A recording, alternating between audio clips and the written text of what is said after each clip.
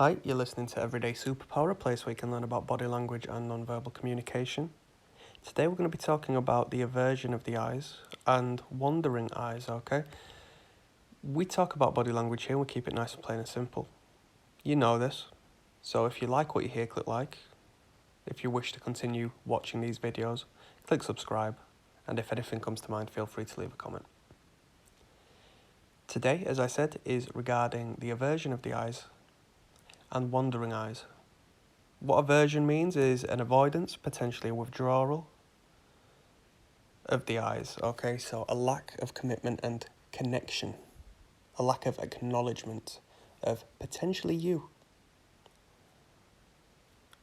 When the eyes avoid making contact with other eyes on purpose, okay? I'm sure we've all experienced this. I'm sure we've all maybe done this. I only had an experience the other day regarding this, okay? What avoiding eye contact signals is that a person wants to avoid being called upon, or potentially that they wish to create an air of superiority, not acknowledging the other individual. Okay? Eye aversion is used to prevent others from resorting to some form of attack, and it's a prevention for others to see them as a threat. Okay? So when it comes to the workplace, if you're to consider this, the subordinate individual might avert their eyes from looking at the boss in order to not, create attention, potential threat, such as a child in the classroom who doesn't want to be called upon by the teacher. They may not look that individual in the eyes in order to not create a strong connection, which is a form of flight response. You're trying to escape from the situation. You might not literally be able to run out of the room, but you can try to limit your connection and communication with those whom you don't want to communicate with. Subordinates will avoid eye contact with a dominant individual to indicate submission and respect. So when we speak about dating as well, the feminine will submit to the masculine. And it might not be a means of running away, but more so a sign of submittance by, averting the eyes, although potentially those eyes will go in a particular direction. And what direction is that? That's down. The eyes will look down in response. But that's not a complete aversion. Them eyes need to connect first, okay? We're not going to be talking about that. I've done a video on that, and if you were interested in submissive eyes in relationships and for those whom are attracted to you, feel free to search my videos and you'll find that.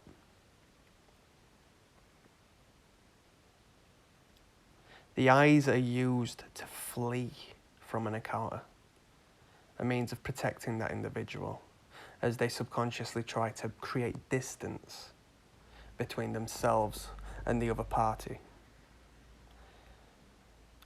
Potentially we have been in a situation as to where we've seen somebody whom we don't want to communicate with, so we've pretended we haven't seen them, or perhaps it's happened to us.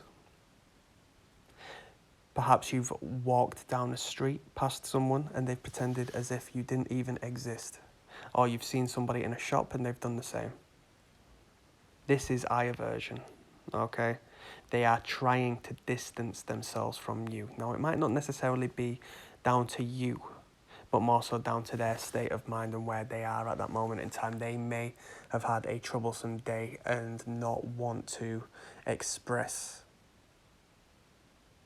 where they're at to you, okay?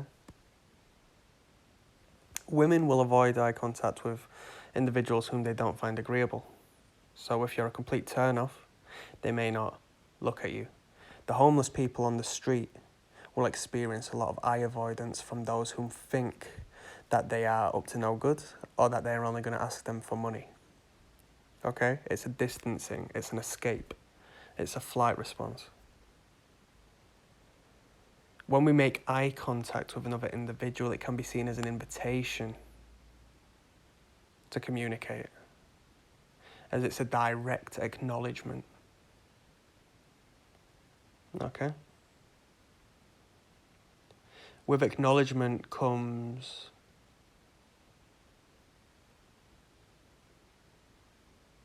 a positive connection to some degree. At least it opens up to one party a way in if the other individual doesn't want that. If you've noticed me, why won't you speak to me? Why can't I speak to you? Okay?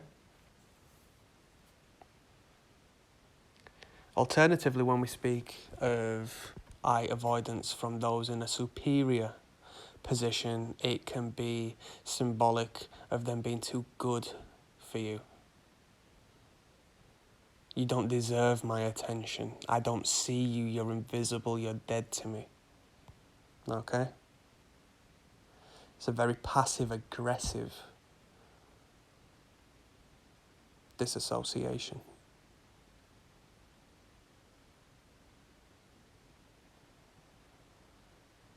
And that's some food for thought. We'll delve deeper into varying scenarios in later videos, but here's a little overview of eye aversion. I hope it was of interest. I'm sure you've experienced it. If you have done so, please leave a comment. We all have done, potentially. I know I have. I still do to this day. Every once in a while, this will come up. And you feel a slight, you feel, why shouldn't I receive at least a head nod or some acknowledgement from yourself? Okay? It can be seen as disrespectful from the other party. At least that's how I perceive it at times, even though I understand they may feel unnecessary to associate at that time. Click like, click subscribe. Feel free to leave a comment. Goodbye.